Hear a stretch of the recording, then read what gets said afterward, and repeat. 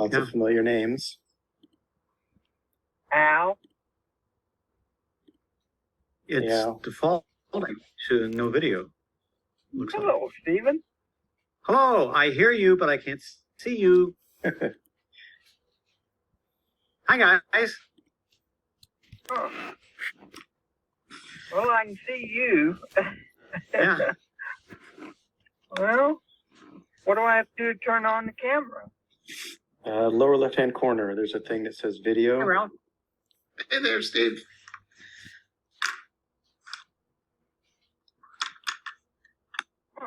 Wonderful. There we go. Hal's doing something.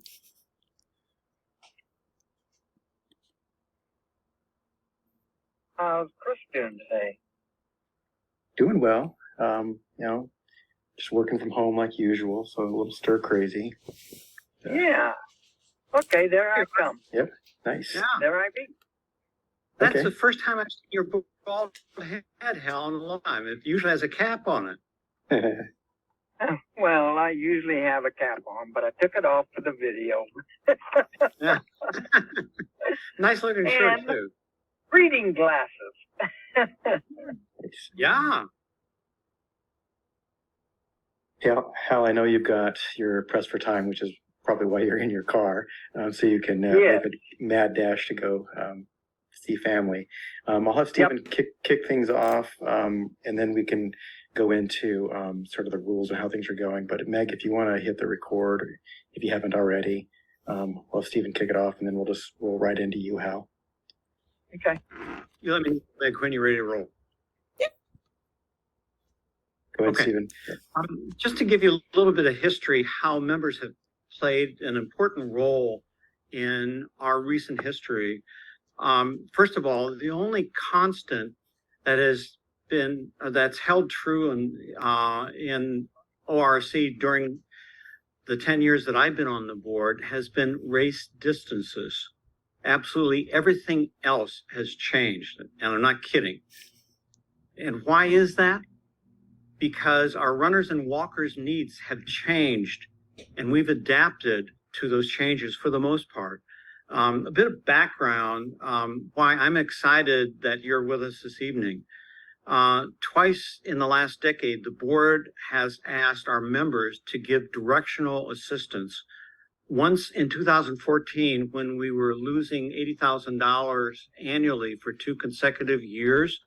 And the second time was when the board established a strategic plan with members' suggested recommendations, including successful professional business characteristics, such as including creative, unique values that help ORC stand out from their competitors, focusing on runners' needs, adapting good marketing practices, set objectives, and adapting to the changing times. Both times when asked, our members have delivered. And that's why I'm really encouraged that this third time may be as meaningful as the other two. But today, we have 35% less runners compared to pre-pandemic level. At the same time, we have $40,000 of new annual fixed cost that we did not create. Also, one immediate goal is to attract our previous runners back who are paying up to 20% more for the same race compared to ORC registration fees, so that we can reach our registration goal of once again being at 2019 pre-pandemic level. But in order to do this, ORC will be searching for a part-time executive director, partly compensated by annual anticipated savings, and whose focus will be, but not limited to, number one, securing adequate volunteers and handling ORC's IT technical demands. The board, we also are looking forward to this year's catered annual meeting picnic on Sunday, July 2nd. The only missing link, though, is a place, which would be kind of important to have, but stay tuned because that's coming. And lastly, the board is always looking for creative, passionate team players who are willing to commit time and talent to ORC. We welcome you to apply at any time by contacting any board member. And again, thanks for being with us this evening.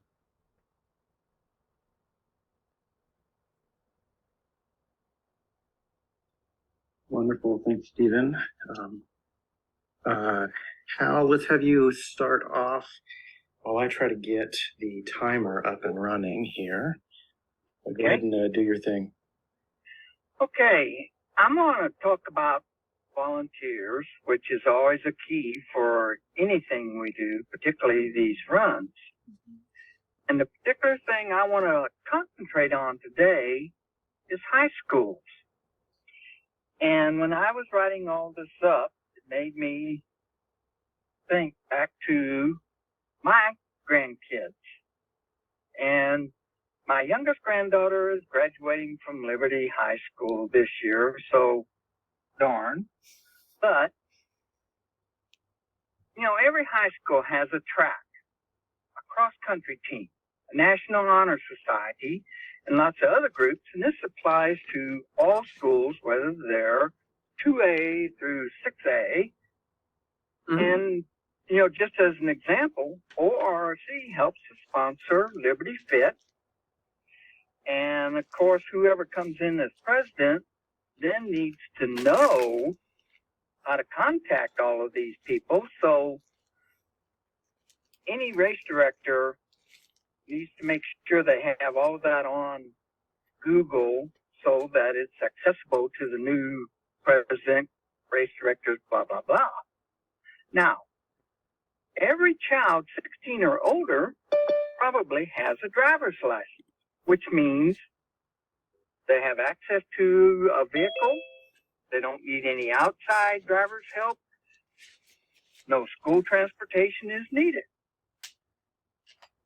And if they're under 18, then they're going to need, of course, some adult supervision, which schools or parents can provide. 18 and over, no adult supervision is needed.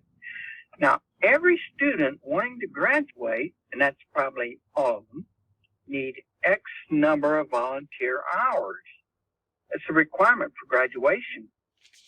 Imagine a college application that says, I organized X number of my peers for X, Y, and Z local runs through the ORC, a volunteer organization for runners. What a coup that would be on a college application. Schools can readily identify these leaders, often in the 10th or 11th grade. What if we get to these schools, and Mark's a good example, Stephen, you've used different schools at different events, but all of that needs to be available for whoever comes in. If we can identify, and schools, it's not that we identify, it's that the schools identify who these leaders are in the 10th or 11th grade. And we have them readily available to help organize other students for 2 or 3 years. And every school has a website where they can locate advisors, track and cross country coaches. And as an organization, we as ORC have to provide a very positive experience for all of these volunteers, especially in high school. Donations to the school program are always good, but so would be a swag bag for each student with some memorable items. Now, I'll bring up a good point here in just a minute about that. There's local schools everywhere. This source of volunteers can be endless as long as they are welcome and feel like they are needed. Y2K had several different schools on site. Imagine my surprise when I find Barbara Kraft, who is the current leader for Liberty Fit, out there at one of the aid stations, and she says, do you know that your granddaughter is also at one of these aid stations? And I'm like, really? Chris, you remember that. I was in the truck with you at the time. You made a beeline Yeah. to your granddaughter for sure. Anyway, you know, these sources of volunteers could be basically endless. And, you know, they're a great resource to help us set up, put away, whatever we need. At the Banks Vernonia Marathon, they had a track meet the day before at the school. So obviously it was busy.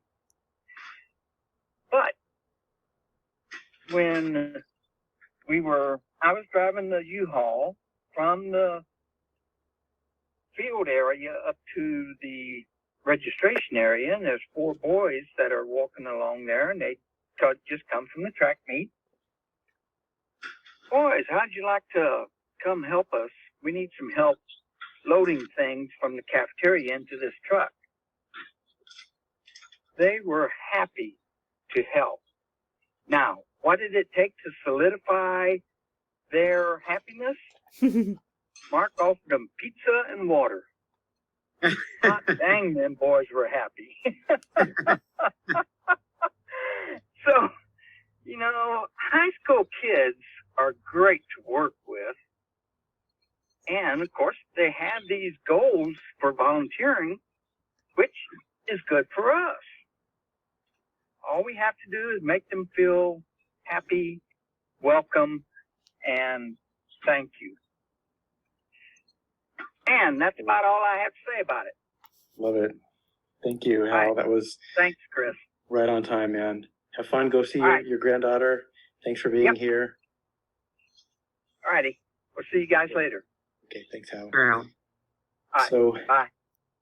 our next speaker is going to be Dan Brewer.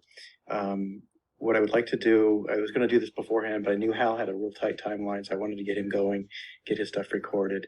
But if we can put everybody put yourself on mute, and give Daniel the floor to do his conversation, talk about the points he wants to bring up. And then Daniel, if you want someone to come off mute to say something, just call them out and just say, hey, Chris, Stephen, whatever. But the floor is yours, man. Thank you, everybody, and thanks for allowing me to speak tonight. Many of you don't know me. I'm Daniel Brewer. I was president of the club from 1995 through 98, 4 years. I was elected at the time to 4 one-year terms. It was a different system back then. I want to start by saying a big thank you and a salute to Stephen. And there's been a lot of stuff buzzing around. What's Stephen going to do? I want to tell you guys something. Stephen has earned and deserves the right to do whatever he wants for the club. If he wants to remain president, he can remain president or run for president. If he wants to be a race director and not a president, he can do that. If he wants to retire to his houseboat, he has deserved and earned the right. He owes the club nothing from today forward. I thank him for his service. It's not easy doing this for 4 years. It's certainly not easy doing it for 11. And I thank him for his service. Him and I have always had I've been able to get through some of my stodginess, and you're going to hear some of that coming forward. And I don't want anybody to take it personally. But Stephen has earned the right to do whatever he wants. I've been a member of this club for 37 years. Since I joined in 1986 at the Memorial Day Classic, which was the first ORRC race I ever ran, which tells you the day I ran my first ORRC race, I joined and have been a member ever since. I did not know it at the time, but I was being reeled in and hooked by Ralph Brown and Dave Green to become bigger and more. That's a story unto itself, but needless to say, my first official act that I somewhat stupidly agreed to was to be the assistant race director for the Trails End Marathon, which was our signature race. No idea what bone was going through my head that day, but needless to say, I've been around a while and I've seen the evolution. As president, at one point we were down to $400. We had an executive director that we had to let go. We did not have an office manager for the entire summer. And I volunteered for 4 months just to keep the office going 4 hours a day just to be able to do that. The reason we had to do that was because we had become a very office dependent club. And we had to get away from that because we started pushing everything on the office, and then suddenly we could not afford it. In my 4 years, I watched us sell 4 major races to other groups that had gotten built up and gotten big. I voted in favor at that time of selling 3 of the 4. I did not agree at the time to sell the Race for the Cure, but we did sell the Portland Marathon, the Hood to Coast, and the Great Columbia Crossing, which were all our races. I understand that times have changed. We no longer have a printed world. We no longer have races we can run out of the back of a car as we used to do. We no longer time with stopwatches and popsicle sticks. I miss those times sometimes. And I know that a permit doesn't cost what it used to cost. I know that things cost more. I still see the value of having a small race that doesn't make any money. If we have a race that can make $1 and we have a willing race director to put it together, and it's a small race, whether it's a brand new one or every race starts off small. So I think going for the big ticket races and putting the small ones aside, I think is a mistake. It gets me back to our old value, our old mission statement. And I'm going to read the mission statement that was in place in 1994 before I took over. It says, it's 16 words: to support the sport of running and runners of all abilities in Oregon and Southwest Washington. That was our entire mission, is to support the sport. And that's all we did. We supported the sport. And we had our issues with money then and there. Sometimes, yes, positive, sometimes negative. But we managed to pull through. We had to close the office. We were getting the office for $200. I know you can't do that now, but I keep looking back to Ralph and Dave for guidance. Even as this was coming up, I was still looking to them for guidance. I know we have money in the bank, and I realize that we have, if we hit, Stephen, congratulations to you and your team for getting us through COVID with nothing coming in. I also love the fact that you took 2 chances for the club. You took one by putting on the ORRCA convention, which I know cost us a lot of money. I also know that it was a risk worth taking. We did this in 1993. I was a co-director of that convention, and you have to take that chance if it's presented. I thank you also for making a plea to try to get the Portland Marathon. And I know that failed, but I also know that the last few Portland Marathons have addressed a lot of the concerns I had, mostly concerning the course, which I have been complaining about for 35 years. I know that stuff costs more now. I know the internet costs. I know we have a lot of equipment now. I know that every race has its own set of signs. I don't know what prompted that. We used to share stuff. We had our big ORRC van that our executive director kept packed for us, and we could take it just about to any race. We also had an equal number. We had 15 races and an equal number of affiliated races. And one year we had to slash 5 of those races from our calendar for no other reason than runner safety. And I know you just had to cut the Blue Lake Run because of that. And I don't know the whole story, but if that's why you did it, I support it. We got rid of the Rock Creek Marathon, half marathon, Oak Hills, Trails End, Clackamas River Canyon Marathon, and Summer Solstice, which we moved. We didn't cut, we moved it to Clackamas. But you have to make those changes. I miss the days when race directors had their own autonomy to use the vendors they want, to charge what they need to charge to make a profit, and not be so concerned. I still see the value of a race. It doesn't cost much. And I've been slow to come around on some of it, but I did come around. Stephen will remember the first race of dual I did when we had timing, and people were saying, I was very slow to that party. And then I'm like, okay, I was stupid. That was worth doing. and I'm sure the other changes will come about. We've come to a crossroads here, and I think the club is starting to crumble, and I don't want to see that. It's worth saving, but it's not worth saving at the expense of losing our values that started this club 50 years ago. I hope that we can keep that going in that way. Thank you for all your help, and everybody keep doing this, and just remember who we're out there for. Mr. Chairman. Thank you, Daniel. It was great. I really, you can feel the passion. I really appreciate that. So thanks for voicing your thoughts here. Our next slot was dedicated to Mark Barrett. Has Mark joined, or is he told me he wasn't going to be able to join, but I wasn't sure if he was able to hop on. No, as far as I see, he's not on, but I think it's important that we read the statement that he sent, and I would be happy to read that to the group on his behalf. Perfect. Yeah, I was going to do the same thing, so go ahead and read it. Okay. He says, to the ORRC Board of Directors, I won't be at the Zoom meeting, but want the following entered into the record. The future of ORRC. In 2013, ORRC had 12 directors on the board and 21 race directors for 15 races. Today, there are only 5 board members and 5 RDs for 8 races. A trio directs Hag Mud, I direct Y2K and Vernonia, and Stephen directs the rest.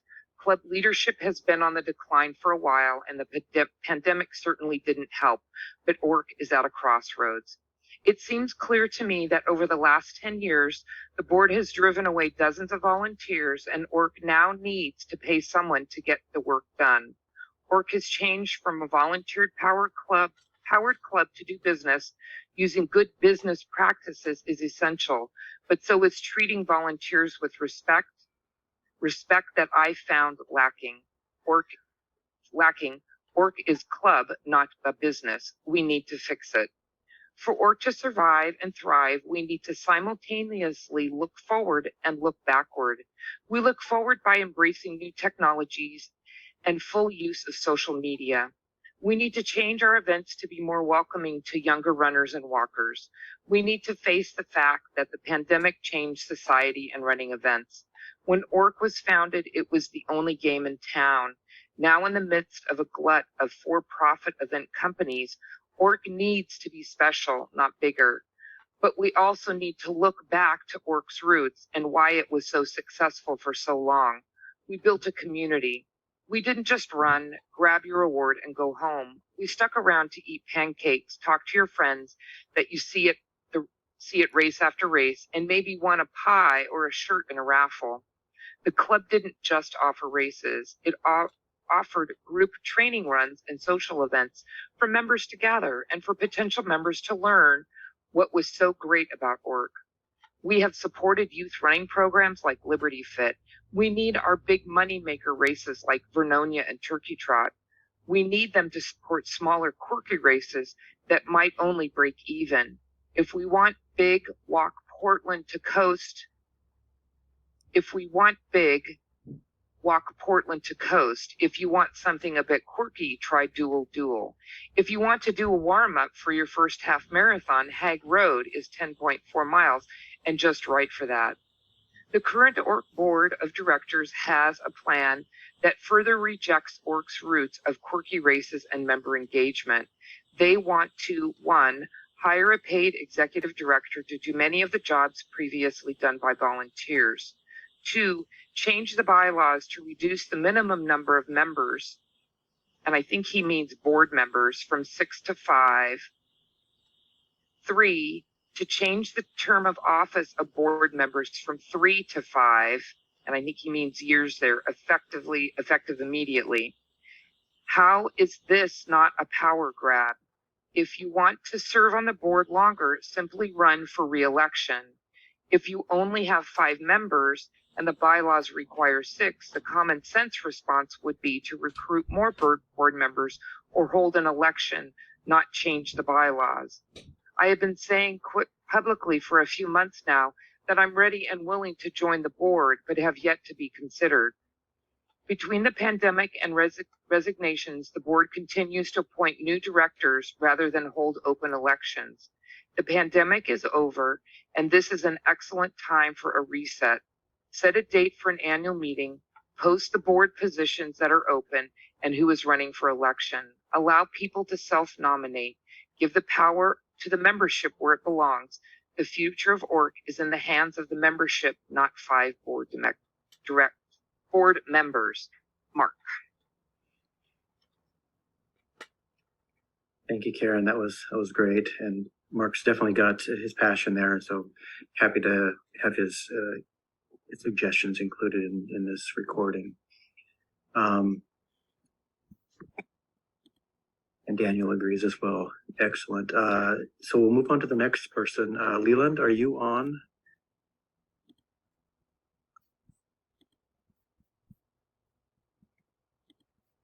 If not, we can move to Valerie. Hi. Sometimes, yeah, there we go. Nice. Thanks, Valerie. If Leland's on and he's all of us, even the best of us, are mute challenged from time to time. So if Leland is, if you're there and you come off mute, we'll put you in next after Valerie. So And I've checked go the ahead, waiting Valerie. room. No one is there at this point. Okay, beautiful. Technology challenges. Hi, for those of you that don't know me, I'm Valerie Pratt, and I'm a former ORRC board member and race director. And I want to thank you for hosting this meeting and being willing to listen on how to make ORRC more successful going forward. Many of the issues that face this organization, which when I serve, such as community outreach, increasing event participation, increasing membership, and the volunteer pool, just seem to have become a more intense problem over the past several years. To me, the first step should be to revisit ORRC's vision statement, which states that this is a running organization dedicated to putting money, running and walking for the benefit of all, and that ORRC strives to provide quality events and services to the entire community. These events promote and support running and walking in all stages of life. To do this, ORRC needs to provide a positive experience for participants, members, and especially volunteers. And this is where I think the organization has some work to get back to. For participants, this means having a safe and fun experience at ORRC. This begins with understanding who running appeals to in the community. Currently, the majority of people who sign up for running and walking events are women in their mid-30s to mid-50s who prefer to run 5Ks the most, followed by half marathons and 10Ks. This is where I fit in when I first joined ORRC. Simple things to promote a sense of accomplishment can go a long way, I believe, still for this younger group, or younger than me group, or any other group. For example, a person when I was there who led the 10K series always reached out to anybody that made a PR at an event and told them congratulations. And it was just a nice little thing to make you feel wanted. In order to keep with its vision, ORRC also needs to be inclusive and promote the sport to individuals of all ages, genders, ethnicities, and abilities. Kids runs are an important and fun part of introducing running and walking to our children. For the older generation, continuing to have walking categories or adding relay teams for longer events, such as a 4-person team for a marathon, give options to allow people to continue participating in our sport as they age. Keeping the cost of races low has traditionally been a part of this organization's philosophy, and I think it goes a long way in making them accessible to all sectors of our community. And even the people, we're looking the group in their 30s to 50s, I mean, they have a lot of kid issues and they're probably saving for college for their kids, so they're challenged too. Members do pay a fee to join, not only to run and walk, but for the social aspects of being a part of a group of like-minded people. They want to be a part of something bigger than themselves and need to feel that their voice matters. Transparency and communication are a big part of making people feel included, along with this and a sense of belonging. This also comes from simple kindness and treating others with decency. I'm always amazed to remember that some of our fastest runners, like Joe Dudman and Billy Strick, who were just amazingly fast, would talk to the slowest walker in our group and treat them with respect. Transparency is also important in keeping and retaining membership informed of what is happening with the club. Currently, the most recent board meeting minutes posted on the website are from March 2022. The board also needs to be upfront about how ORRC's funds are spent and explain the factors that went into paying for ongoing services or staff, the expected benefits from these services, and how it will be determined if the prescribed goals were achieved. Reconsidering policies such as helping other organizations after an annual review of applications rather then a first come, first served basis should also be considered. Volunteers are the lifeblood of ORRC. They make the difference if ORRC is successful, whether it be at a race event or the club in general. In my opinion, appreciation of their efforts is the most integral part of having this be a successful organization. The race director guide and workshops are a great way to help with all the work that goes into planning a race. Recommended vendors are nice to know about too, but race directors should be given the respect and autonomy to choose the vendors they prefer. Many race directors prefer using local vendors to help support the community where a race is taking place, and this is a great way to keep on good terms with that community and encourage participation in future events. Volunteers do want to give back, and all they really hope for is little recognition of the time and effort they have given. A simple thank you, race-free entry, pizza, or shirt cannot make all the difference in whether a volunteer will be willing to help again in the future. Like the board, participants, members, and volunteers are all choosing to spend their discretionary time and money, sometimes, involved with the ORRC. It's the board's responsibility to set the environmental culture of the club and make it a fun, welcoming place that encourages running, walking, and healthy lifestyles for our entire community. Thank you. Thank you, Valerie. There were a lot of points there that we'll see a theme through this, right? We're already starting to see some of those pieces, so that's great. Steve M., are you on the call? You're up next.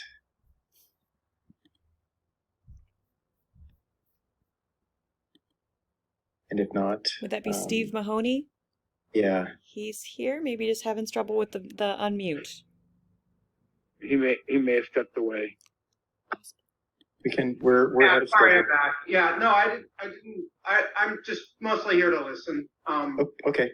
I really enjoyed the club for many years, and I loved it, and still do, and I just hope it continues. I guess that's all I'll say. Okay. That is definitely a thought that I share as well. I'm next up, or Karen, actually, you're up next. Did you have anything you wanted to bring Yeah, up? there's actually quite a few other people here, and I'd like to yield my time. So maybe Donna or Joe or Ralph would like to speak. I know people are here listening. I don't want to put you on the spot, but if I'm more than happy to yield my time so somebody else can speak.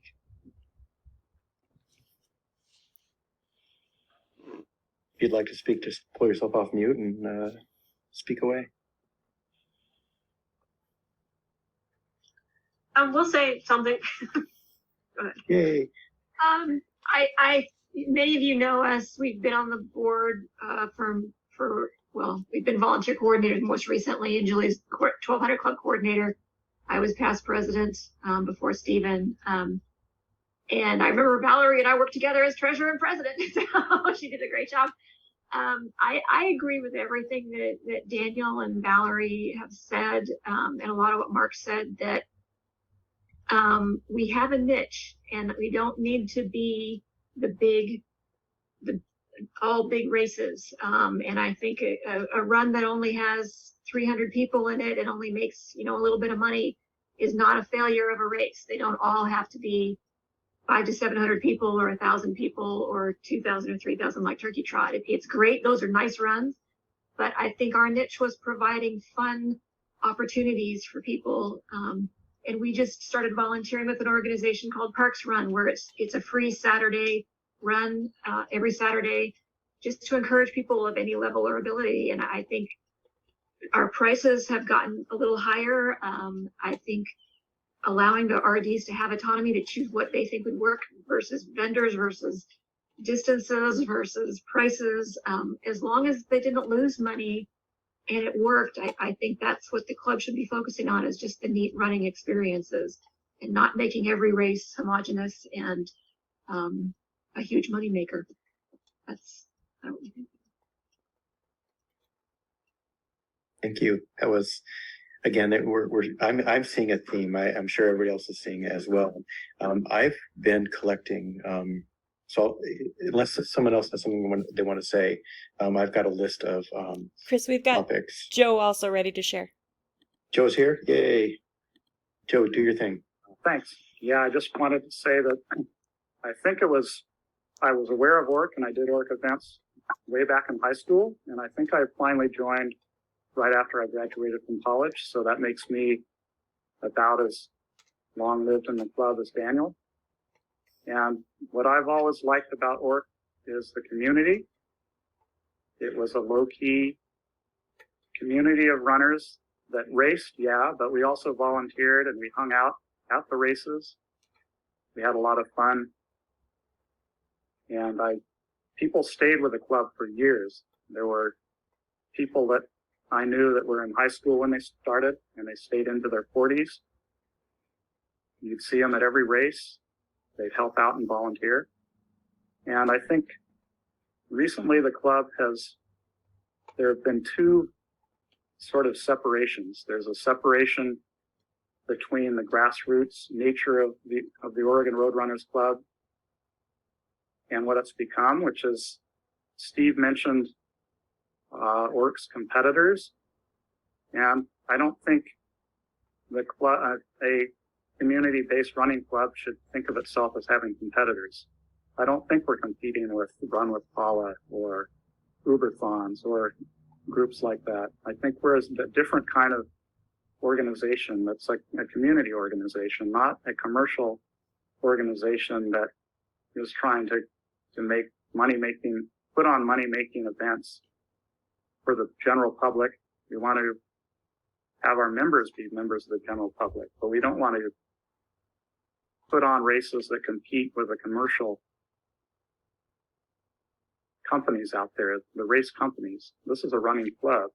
So that's one thing. And then the other thing was that I remember when I was a member several years ago, we'd have a print newsletter and we'd have ballots for the board. I remember voting for Tracy and Julia and Daniel and people that were running for the board. And somehow, after a few years, I realized that, hey, it's been a while since I remember having the chance to vote for anybody. And that's another thing that I think is a separation that's occurred with the club between the board and the members. Before, the members were people that were part of the community that we appreciated, that would donate their time, and we voted for them. And that is just not happening anymore. And I don't know when exactly it happened or why it happened, but I just see that as another separation that has made the club a much different type of group. So that's all I wanted to say, that I just value ORRC as a community, as a group of like-minded people that get together and love running, not just racing, but running, training, group runs, volunteering at races. And I think we used to do that.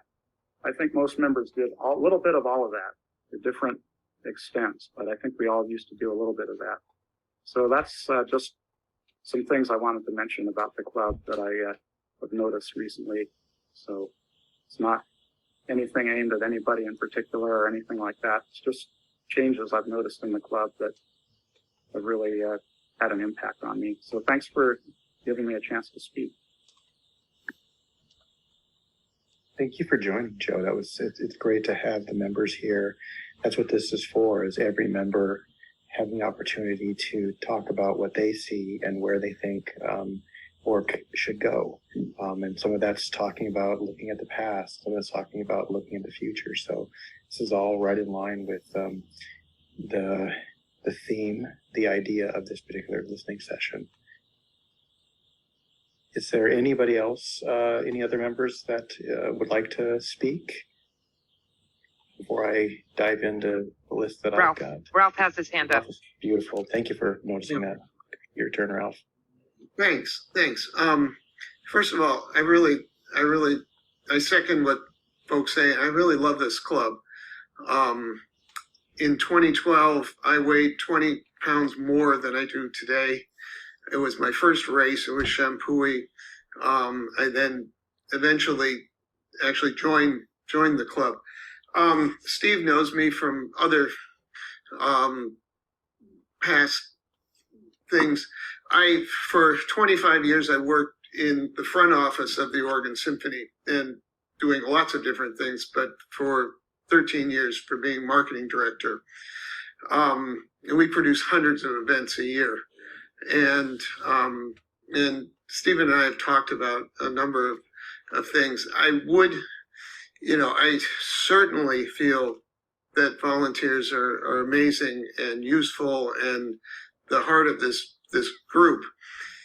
But there are realities, and seeing trends in my life, going from volunteers, having volunteer groups of like over 1,000 that worked for the symphony down to like 50, just kind of shows that there are some trends that one has to really kind of watch out for. And I hate to kind of bring that up, but there are things that are happening in society that make life more difficult for volunteers. The idea of more high school students is great. The idea of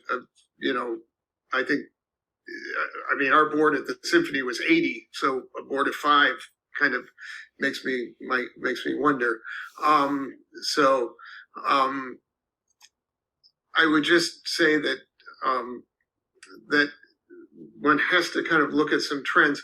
Also, in what Stephen was talking about in terms of getting back the runners, the former runners that have, they're not run in a while, getting back former members, that was always a huge focus of us with all our different events. And they were the most likely to come back. And those types of things are oftentimes technology driven. An executive director, I think, tasks should be definitely part of that job description, to be constantly massaging the data, because boy, oh boy, that can make all the difference in the world. I often felt that it wasn't the kind of the huge one thing that we would do that would bring in people. It was the every single day relationship building and every single day thing that we would have with people who would come through our doors, and making them feel welcome and making them know that we have another event and making all the things that we would do. That's what in part made the difference. It wasn't just one, quick thing. Anyway, I'll end by just saying that I love the runs. I love being part of the 1,200 club. I had no idea I would ever be able to do that, but thank God for the pandemic because I had nothing else to do. So I just started running around Grant High School forever and ever. It's been just a wonderful, wonderful journey. And thank you. Thank you, Ralph. That was great. I can't see if anybody else has their hand up. So if someone has a hand up, happy to have you come off mute and chat with us. Go for it, Peter. Peter would like to speak. Beautiful. Hey, Peter, thanks for joining, man. Of course, thank you. I'm glad to go after Ralph because I'm on the board of the Portland Youth Philharmonic, and we're having the same struggles with volunteers and with even board recruiting. I told you, Chris, recruiting board members as well, and it's a big challenge. So it's not an excuse. It's just a challenge that we have to deal with. And I love the club.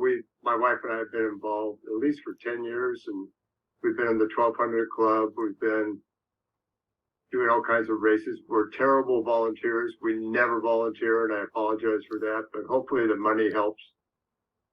But and what we like about the club is that it is unique, that it has races that are outside of the cities, basically, and you can run quality races, and they are less expensive, but they're very challenging courses, and I love that about our races. I love Shampooey. That's just a wonderful course to do. So I love the core of I call it ORRC, but I love the core. I love the culture from the past. I love the history that it brings to Portland and the Portland metro area.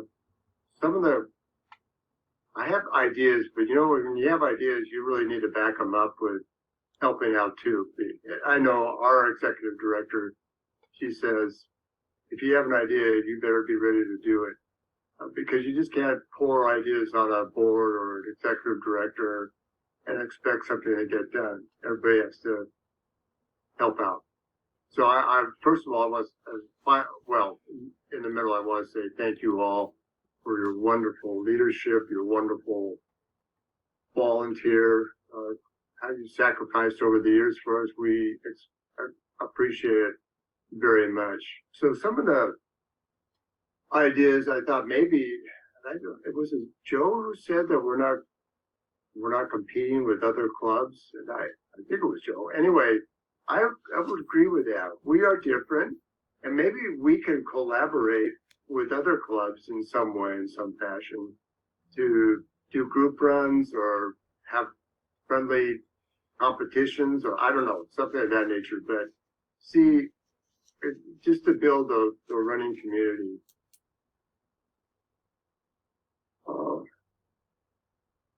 Yeah, we can. I remember we used to have a booth at some of the races, and that might be a way for us to recruit people to come to the club as well. It takes a lot of time to do that and resources, but that's one idea. I think, Ralph, we do have to do a lot of the marketing part. I like the idea too of going back and looking at the members who've dropped off and bringing them back in. I'll tell you, this is a lifeline for my wife and I. It's so encouraging to be able to do races throughout the year. And we run, of course, other races. We ran the Eugene Marathon a couple of weeks ago. And because of Shampooey, that helps with the training. So ORRC is our baseline. It really is our foundation for running and keep us healthy and active. And boy, does this society need it? Sure does. If we can bring people back, let's do it. Let's see if I have anything else. Yeah, you almost need to have an ad hoc committee that's recruiting for board members too. And maybe that can be done. I think you got to pick up the phone and call people if you have some ideas. You see some people that are at the races quite often. Hey, maybe I should call that person and see if they're interested in being part of the board. So, well, Daniel, that's wonderful. I'm glad you were with BYD. Okay, I will stop there, and I want to say thank you for this meeting, because I not only wanted to speak, but I wanted to hear too what everyone was thinking. We love the club, and so that's why I'm here. Thank you, Peter. The other item that you had on your list that I was going to bring up was add pacers to our races. So that'd be fun. I mean, I know there are a lot of people that love to pace. One, it helps them get into the race for less cost, but it also helps the runners set PRs and do various things like that. Pacers have their own community, and they talk about the races and they promote them on various social pages and things like that. So that would be another way that we could bring up or evangelize our races on top of that. So I figured I'd add that because that was one of the bullet points that you sent me earlier today. So thank you. Does anybody else have their hand up? Anybody else want to speak? I just have a couple things I just want to interject in just so that people have an idea that this is what we're doing when we're really not. Our race fees are less than our competitors, and we did that purposely so that we were the cheaper option for people to race. So yes, they may be only $5 or $10 less than a Paula's Run or an Uberathon, but we are less than our competitors. And we have actively been trying to get board members. Peter and Ralph really sent it home that people just don't want to volunteer. They don't want to spend the time to be on a board. Steve gave us 2 years notice that he wants to resign as president. So we've been sending out notices in our newsletters online. We sent actually a letter to every member, every paid member in our membership, trying to get somebody to step forward to please help us lead this group. And we didn't get one person that replied.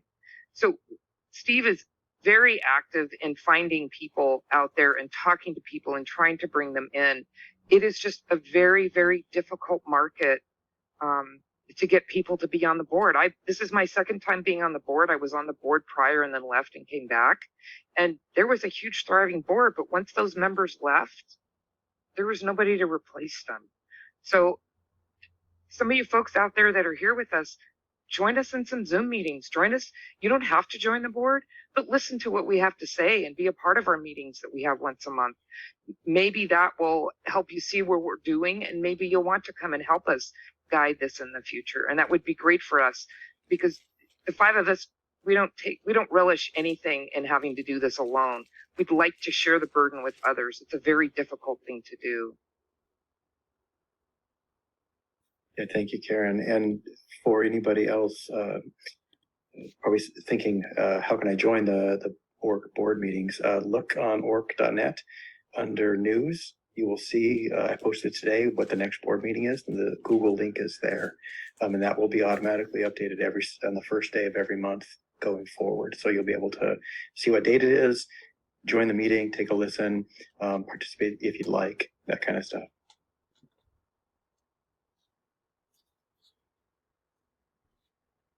Okay, I'm going to go ahead and go through the list of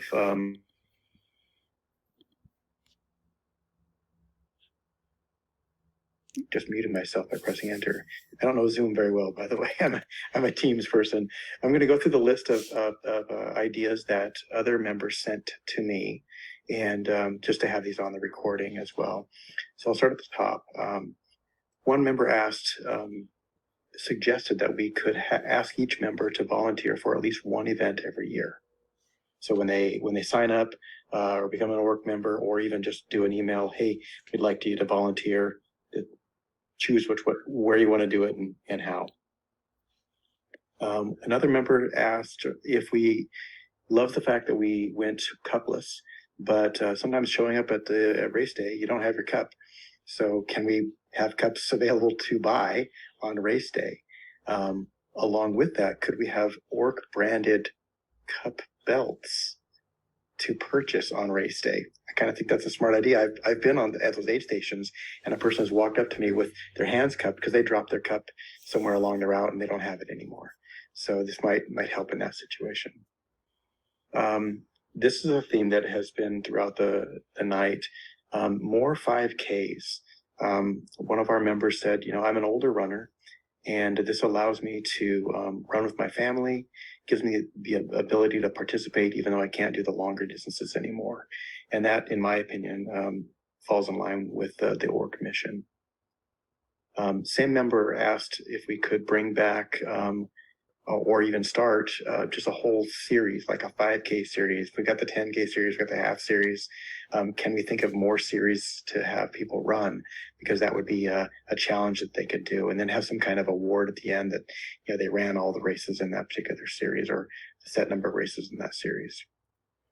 There was a moment where there was a series called the 7 series. This was before my time, and it was apparently canceled at one point, kind of in the middle of the series.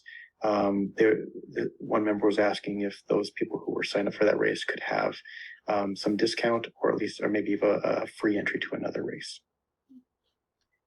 Let's see, next. A member pointed out there are the aid stations are well stocked, and the gist of this question is, or idea is, it might be too much. Can we scale that back a little bit? As an example, there was a lot of extra water, and that is being dumped out at the end of the day. Could we maybe fill the jugs only half full? Next item is in line with what Hal said earlier, put a mentoring system in place for our volunteers, as well as for our members or even our board members, right? Help bring people along with a volunteer role, and then help them move into the board of directors meeting if they'd like to. And okay, next item is treat the runners right. This one resonates well with me, being a runner myself. See if I can adjust my camera here a little bit. They said, make the end of the race a place where you can and want to hang out. Food is great, but if you have to go to your car to sit and eat it, you might as well go home. And that goes back to a theme that we had earlier where, people want to stay later, hang out with their friends, the people that we saw running over the years. They want to have a chat with them. So just make it so that they want to stick around. Look at other clubs and see what they did during growth or even lean periods. I thought that was very insightful. We can learn from others. Don't reinvent the wheel if we don't have to. And these next two are in line with some things other folks have said as well. But this goes back to something that I call the ORRC quirk. But keep the events in beautiful places, and they don't need to be big. Give the participant something in that event that they can't get from another larger race, right? So, Peter mentioned he and his wife ran Eugene. Let people go run Eugene, drive to Seattle, go to Boise, whatever. But let's have our races, our events in places, or bring things to the runner that they can't get elsewhere. I think of Shampooey, I think of Garlic, I think of the Hag Lake runs. When I think of that, about what can they get from our events that they don't get from other places. And that is my list of items that other members brought up.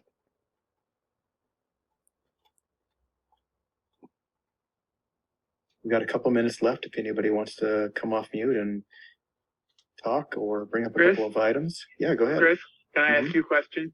Absolutely, Daniel. So you've been a great facilitator today, and I thank you for that. You've allowed every point of view to be spoken, and you've even brought up stuff.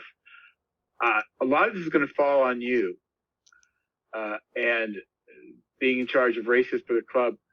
I don't know your take on this, so I'd like to hear what you have to say. Okay. About where ORRC should go? Perhaps, or what the comments that you've heard today, because ultimately some of this is going to fall ultimately on you. I mean, the VP of races is the center of the club. Yeah. And it always has been. When I was president, I had Rob Rickard and I had Ellen Cabelli, and thankfully I did, because I would have, jumped off the St. John's Bridge if I hadn't had that. So, what's your take going to be on this? So I want to celebrate the runners. I think that's where it starts. I'm a runner myself, and in celebrating the runners, I want that to be permeated throughout all of the races, all of our events. In fact, at the last race directors meeting, I proposed the idea of stop calling our things races, make them an event. And that is a theme that we're seeing throughout the feedback we've received today. On top of that, it goes back. I also feel we need to really show respect to our volunteers. Our volunteers are our lifeblood. They're the ones that help us keep these events going. And if we can show them some respect and help them feel like they are valued and welcome back, then I think we've got a nice cycle of people that can come into our environment, help out our runners with events, and then the runners feel great and they move forward. So I think if I boil it down to those two things, celebrate the participants and respect the volunteers, and we start with that, then I think we've got a good foundation.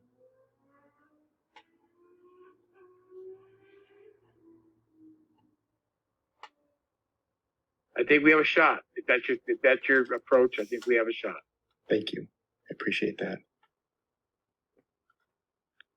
I cannot believe it is actually exactly 8 o'clock. Usually on meetings, you end up a minute over or a minute less or whatever. But we're happy to go over if we need to. Does anybody else want to comment, want to bring something up, chat, whatever?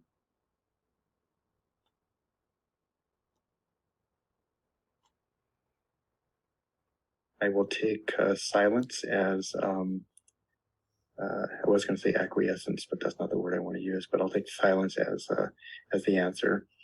I want to thank everybody for their time today, for, dedicating some time in the middle of the week at night away from your family and friends to bring up your ideas. This has been wonderful. We've heard tons of great feedback even before today, and this is something that we want to do more in the future. So right now we're thinking of doing this yearly. Be lovely if we could do it more often than that, just to get the pulse from the membership. Stephen, did you want to sign us off, or are we good? What do you think there?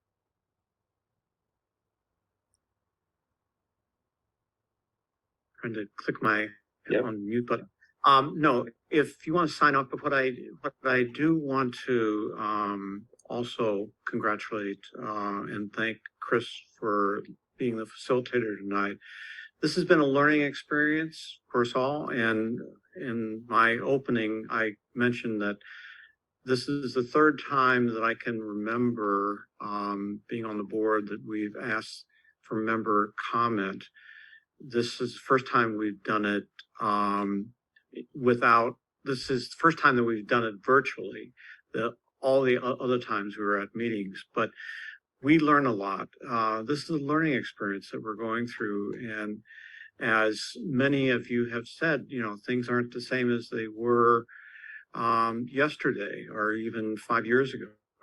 And we're trying to learn, and also we're trying to listen better, because to be a good communicator and to make the best decisions, we have to listen to people. And I thank all of you for being here tonight and allowing us to hear your voices, because your voices really do make a difference. Thank you. Chris, might I make one more comment? Absolutely. Okay, so during COVID, we had a couple of rough things happen during COVID. It had nothing to do with COVID. We lost two of our best people. We lost Dave and we lost Ralph. And I always think whenever these conversations come up, I always think about what would Ralph do? What would Dave do? What Ralph would do is he would be talking to each of us individually, and he'd bring us together, maybe in small groups, and find a common ground. And we went through this with the club when I was president, my beginning of my 4th year. And thank God Ralph was there to say, look, we have to get out away from our office, and we have to figure out, and we had two factions. Me and Patty Fink went at it. And thank God he was there as a calm head. We don't have Ralph now. We don't have Dave anymore. Dave was always the one who would say, look, I'll take over the treasury. We'll get us back on track. I know we've only got $400 in the bank, but largely that's because of money management. So let's get the money management on track, make sure we're paying our bills at the right time, make sure we have a good cash flow. And that worked. So we have to think of what would they do in this situation. Right now, I don't know what they necessarily do, but I know what I would love to see us do. And I would love to see this. Mark said it perfectly. Let's look to the past and now look to the future. Let's remember, and let's please don't repeat the mistakes we've made in the past. And I made my share. I'm probably the only president that lost a third of his membership during my time as president. We went from 3,200 to 2,400. But that's because Al Gore invented the internet in that time. And they didn't need us for a lot of the materials and the stuff we had. So I want to think about that, but I also want to thank everybody for their opportunity to talk. What would Ralph do thing, WWRD.